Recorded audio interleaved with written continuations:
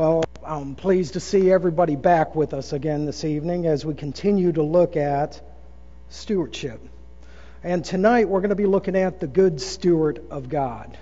So this morning we talked about this idea that God, He created everything.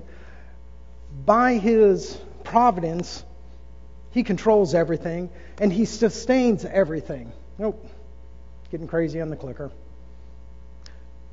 So, we'll leave it up there. Okay, so what we need to talk about is this idea that if He owns it all, are we truly giving back what is already His? We define what stewardship means. What it means is to manage someone else's property.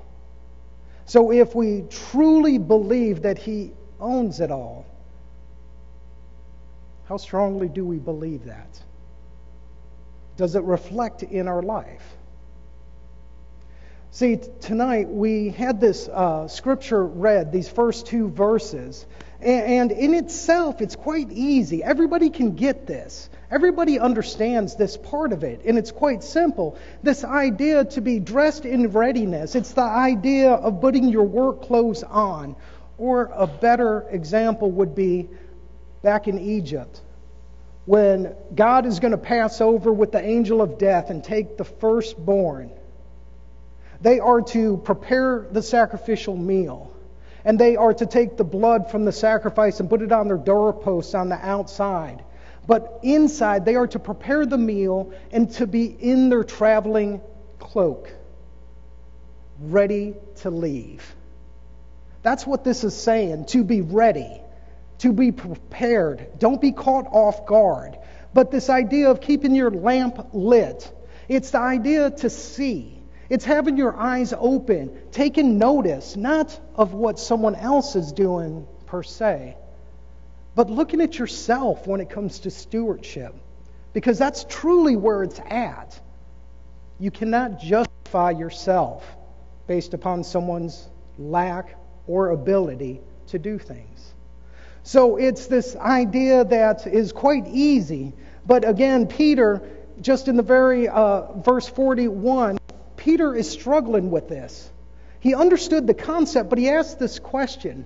Peter says, Lord, are you addressing this parable to us or to everyone else as well? Who are you talking to? Who do you want to learn from this?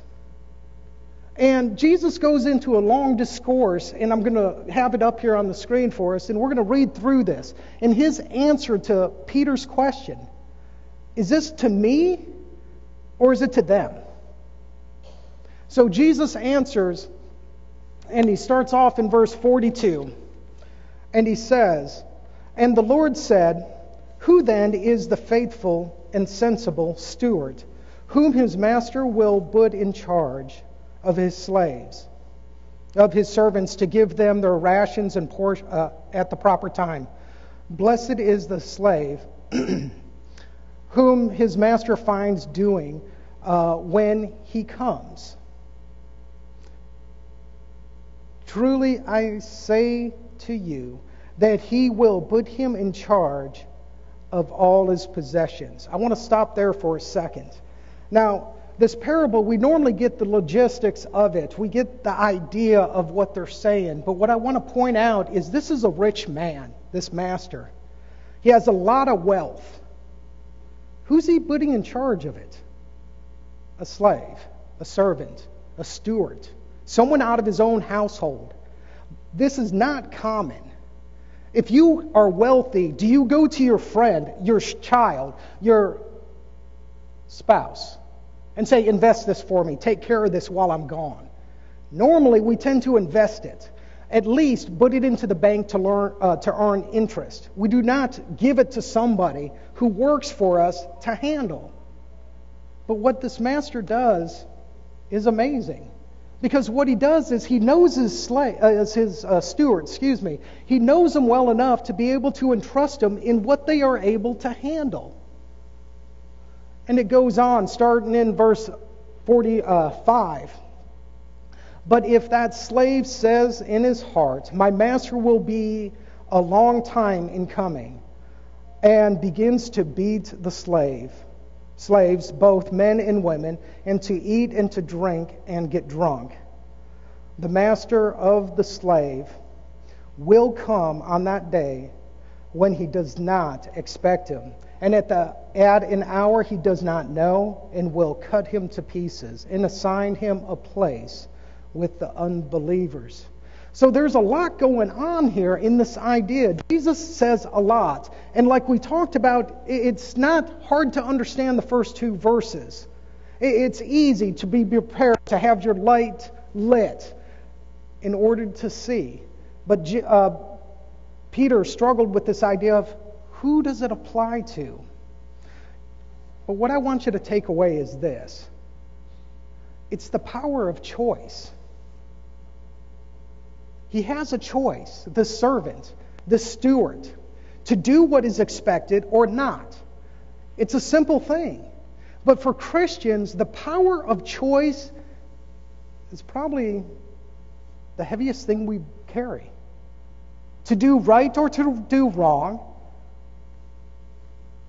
free will. It's what it's all about. We have choices. And we have to choose how we treat people, like in this parable. How will you treat people? Also, it talked about this idea, to an extent, you can choose your path tomorrow. You can make itineraries, you can make plans, you can make preparations, and look forward to what's going to happen. But many of us know that life is not guaranteed. Life is short. But also, this evening, choose to be a good steward. That's what this is about, is finding this idea of what it means to be a good steward. Because there has to be a difference between us and the people that are not in the right relationship with God. There has to be. Because if there isn't, what's the point? You see, this idea of a difference. How do you act as a Christian? And as I said this morning, it's not about around other Christians alone, privately, with your friends who aren't Christians. How do we act?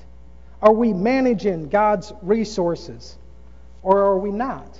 You see, being a steward of God, there is this idea of happiness. Happiness is something that drives people. Everybody wants to be happy. But the problem is not all of us are. But the other side of that also is there's a difference in this idea of searching for happiness. Because when we search for happiness, what happens is we look all around us. We look from friends. We look to finances. We look to work. We look to our spouse. We look to start listing all the sins to find happiness. But the problem is we know it never lasts. It never does.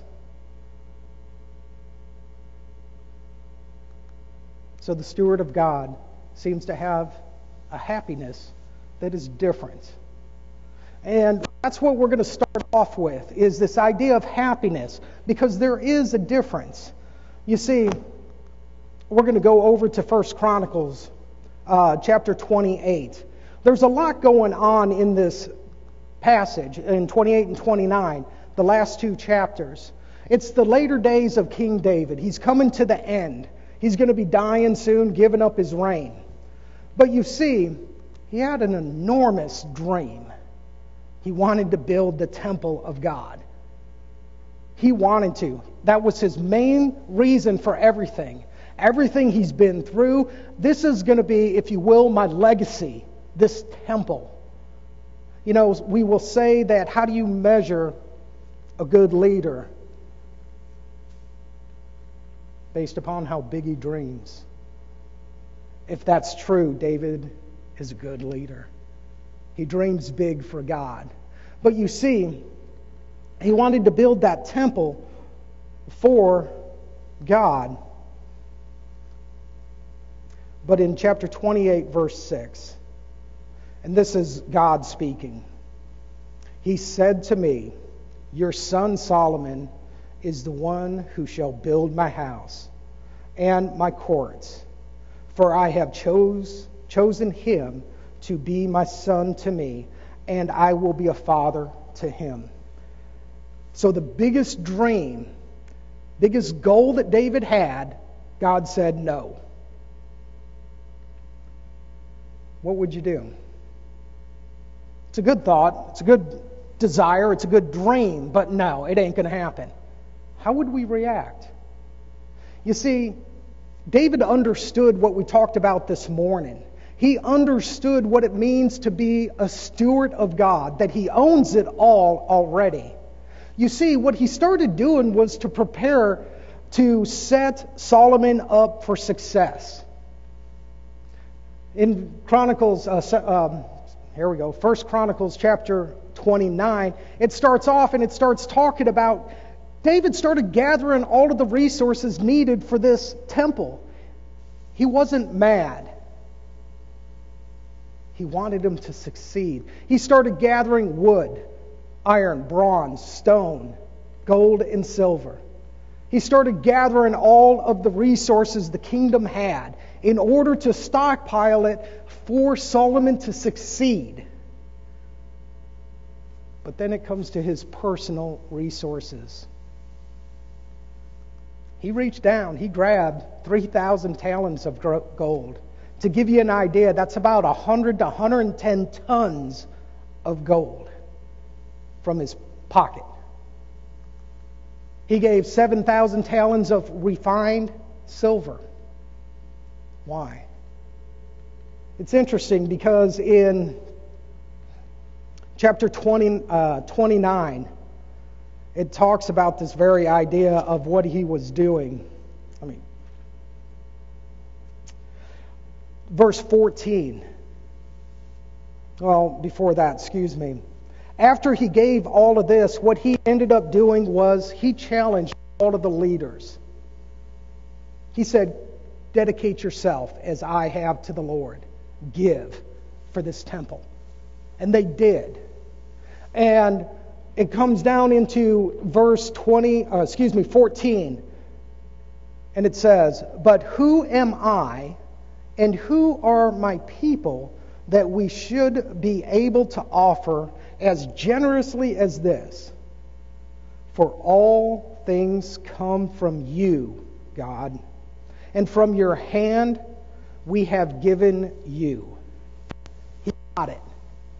David understands stewardship. He didn't give of himself. He gave of God to God. As a steward or a manager of what God owns, he gave back merely what was God's already. And he challenged other people to do it, just like him. If we back up earlier in this chapter, the people rejoiced at the generosity of the leaders, for God has blessed them to be able to do it. That's happiness. Not to get bogged down and you can't do that. Okay, I might not be able to do it. Fulfill this dream that I have. But let me help you succeed. Because it's not about who does it. It's about it getting done, isn't it? For the kingdom of God. Are we only willing to be active as long as we get recognition? That's not what David did. Because if that's what his motive was, he wouldn't have set Solomon up for success. He would have not given so generously from his personal resources. So it goes on, and the next one that we're going to talk about is this idea of that we need to be opening the door for God's blessing. Now this one's a little bit hard, and I don't mean to come off harsh, but I think this is pretty accurate.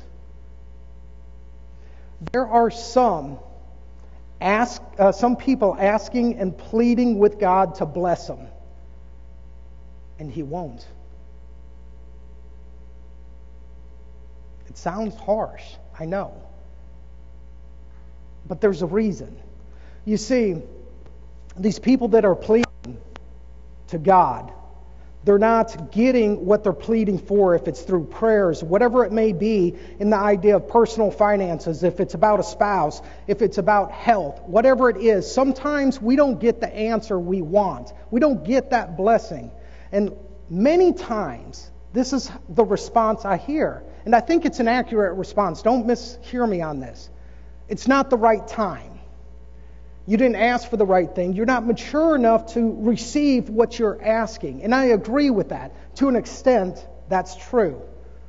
But you see, we need to go to Malachi chapter 3. Malachi chapter 3. Malachi is a short book, but it's very powerful in this idea of what we're talking about. If you see in verse 8, it starts off and it says, "Will man rob God?" And that's an interesting thought. And we'll discuss that here in just a minute. Will man rob God? Yet you are robbing me. But you say, how have we robbed you? In tithing and offerings. You are cursed with a curse, for you are robbing me, the whole nation of you. Bring the whole tithing into the storehouse, so that there may be food in my house, and test me now, says the Lord of hosts, if I will not open for you the window of heaven and pour out for you a blessing until it overflows. So, God says you are robbing me in that context. And He explains how you're robbing me. It's through tithing and sacrifice. Now again, when you hear the word tithing, we normally associate it to finances. That's part of it. It is not the true meaning of it. Tithing means a percentage of what you own and money. If you look up the definition, finances is not even first. It is of yourself. It is of your resources. It is of your car, your house, your family, your job. You to give to God. I keep talking about finance, that it is not that. And let me explain just for a moment why. Americans have a tendency, if you travel the world, you will see this. When Americans are engaged, even in mission work, when we were in Burma, there's a good work going on over there, and they were doing a couple-week, basically, Bible camp, and people were traveling for days to come in for this. But they had no place to meet, and it was basically in a field that they were doing this. So they couldn't raise enough money because they have no money there. So what Americans did was throw a ton of money at it. They built a building. The building's good, and it's used, and it's functional. But they paid other people to do it. Nobody went back for 15 years to check on it. Nobody ever checked in on ownership of it now, because foreigners can't own any property in Burma. What it turned out to be, a blessing of a building that we gave them, turned into a curse because they fought over it. They argued over it. They wanted to go to court over it. And I'm using that analogy for this reason. We can easily throw money at things and check the box as giving. And I use the term giving as a steward. The idea of giving of yourself, all of your resources. It's easier to give money than yourself. So we talked about this idea of how we rob God. It's through your tithing and your offering. But what I want you to notice was what was in verse 10. This is the only place in the Bible this happens. God says, test me. Test me. You want to be blessed? Give to me. And I will open the window of heaven and allow blessings to overflow you. He says, test them. I think that's interesting. That the God that we believe in, the God of heaven, the God of creation, the God that controls everything, the God who can speak into existence everything. It says, you're holding back from me, try me. Let me show you what I can do. You're holding me back, is what God's saying. I want to bless you. We could look at Isaiah chapter 30, verse 18. He waits on high, longing to be gracious to those who seek after him.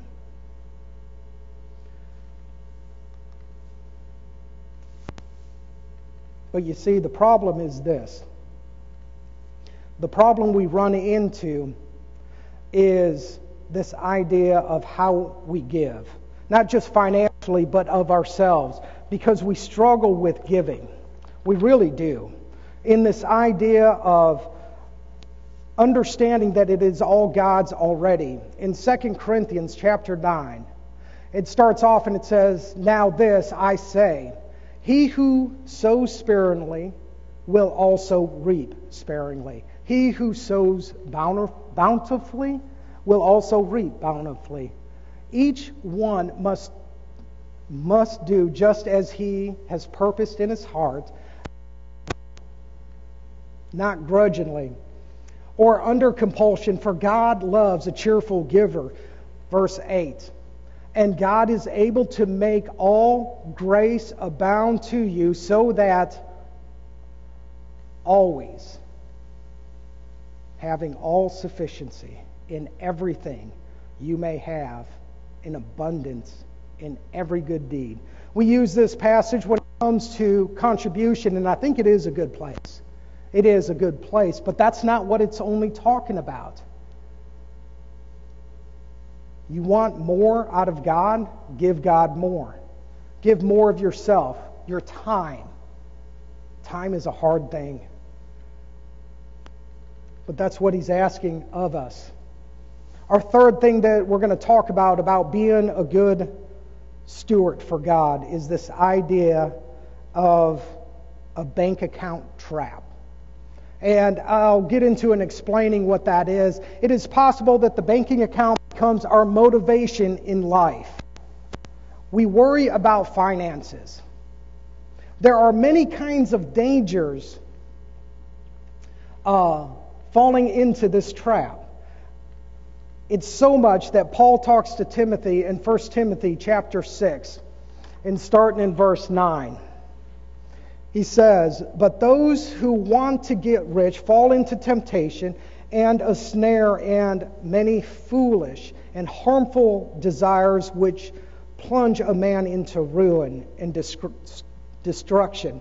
For the love of money is the root of all sorts of evil. And some, by longing for it, have wandered away from the faith and pierced themselves with many griefs.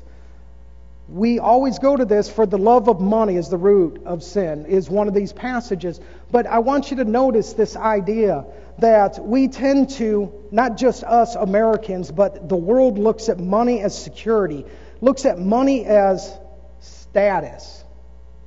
They can. But if that becomes your primary focus, is your banking account, if you are more worried and concerned about that than this, what's your priority? What's your concern? What do you focus on? And it's just not a 21st century issue. Every day in life there is something to worrying you about money. All the way from, do we have enough money to go out to eat today? Well, this week, living paycheck to paycheck, maybe I can only put $10 in my tank instead of filling it completely full. Well, you know what? I just want to go out and buy, and the list keeps going. We think a lot about money. And that's why it becomes a trap. The Old Testament talks about this idea of idols. And we don't have the physical idols nowadays. But what an idol is to the Christian is anything that comes between me and my God that diverts me. Now, we are talking about blessings. And I want to say this.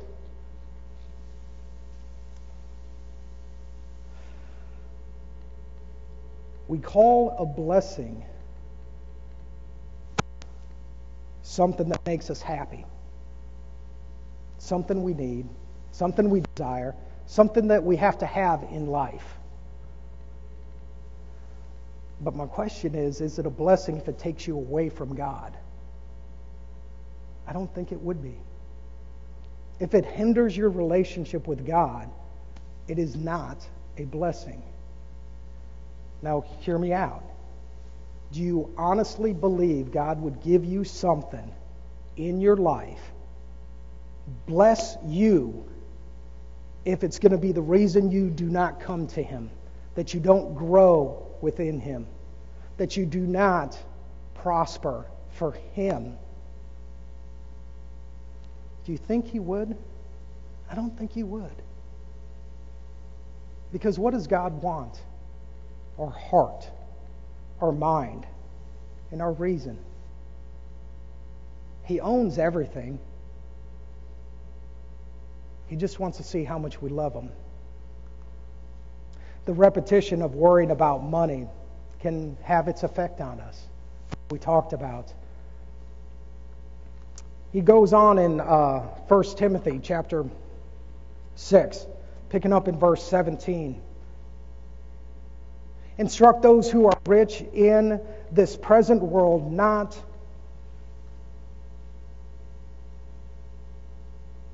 to be conceited or to fix their hope on the uncertainty of riches, but on God, who richly supplies us with all things to enjoy. Instruct them to do good, to be rich in good works, to be generous and ready to share.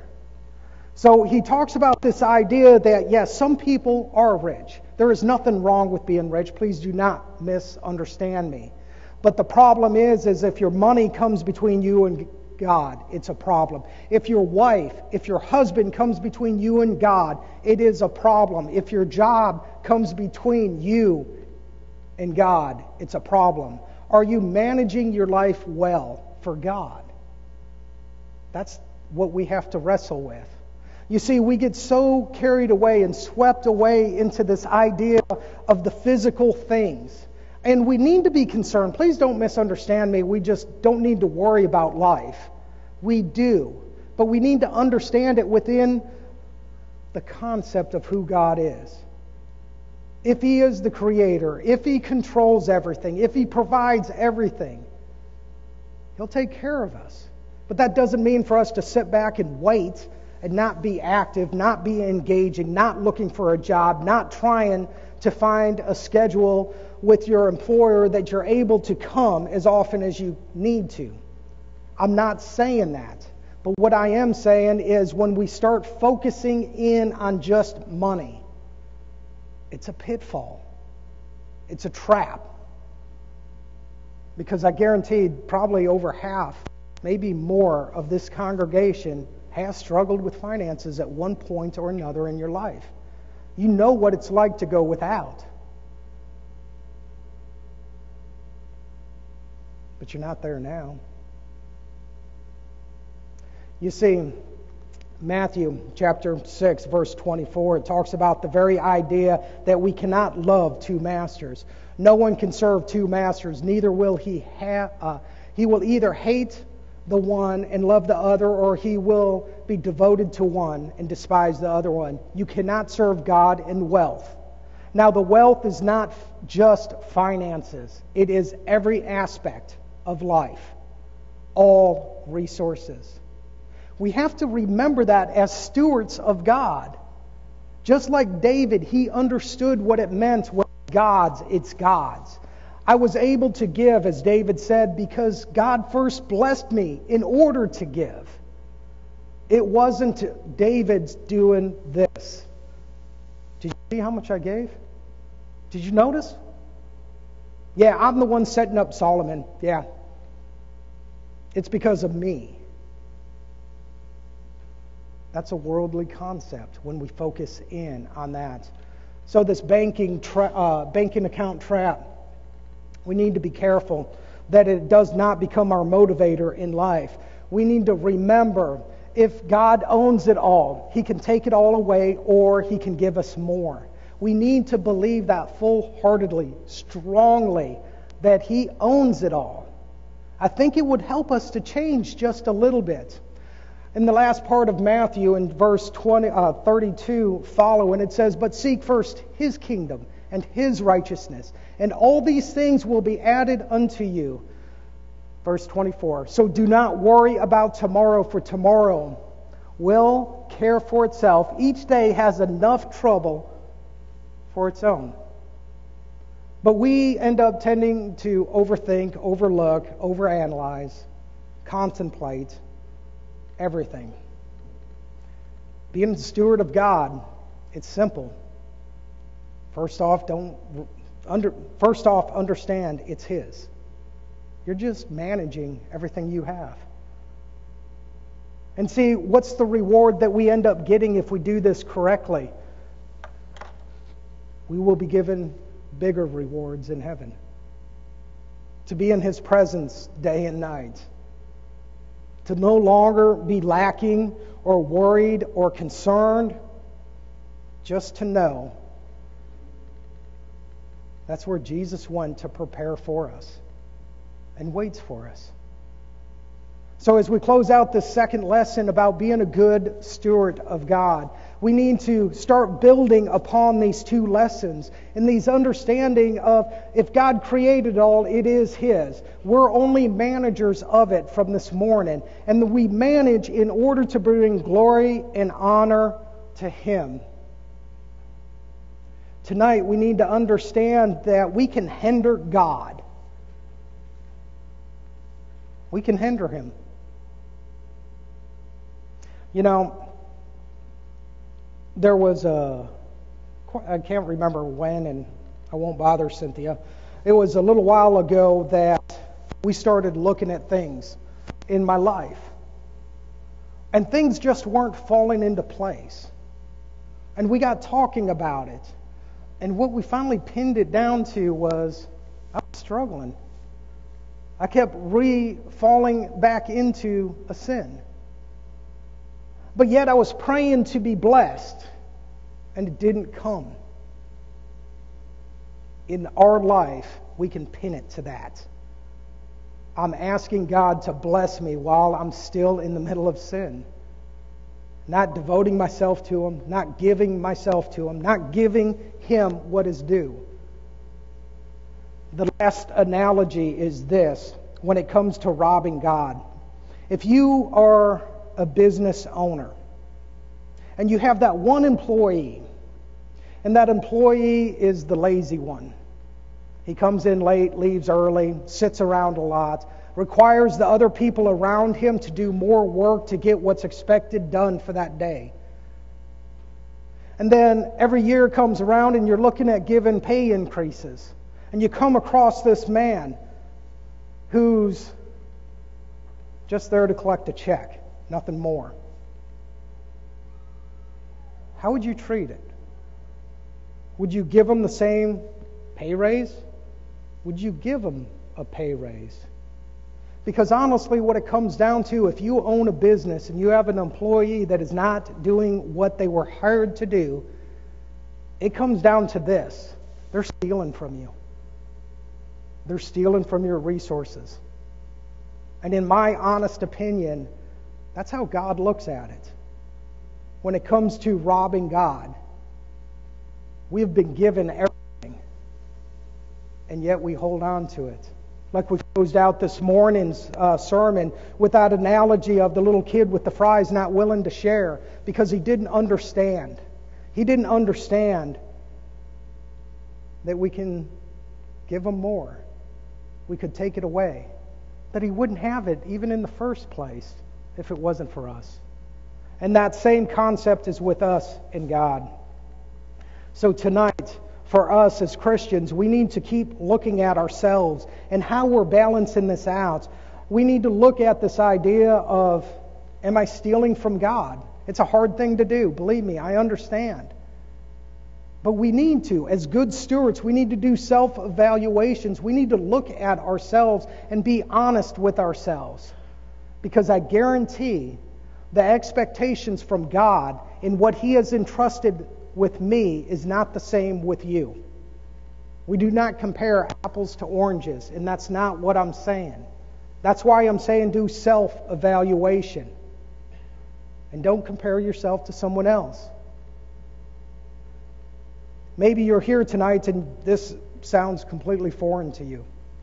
Again, maybe you are not a Christian.